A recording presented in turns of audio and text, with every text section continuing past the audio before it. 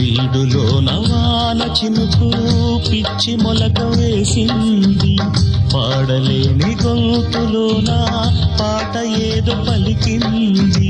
గుండె ఒక్కటున్న చాలు గొంతు తానే పాడగలదు, మాటలన్నీ దాచుకుంటే పాట నీవు రాయగలవు. రాత రాని వాడి రాత దేవుడేమి రాశాడో, చేతనైతే మార్చి చూడు వీడు మారిపోతాడు, మనిషవుతాడు.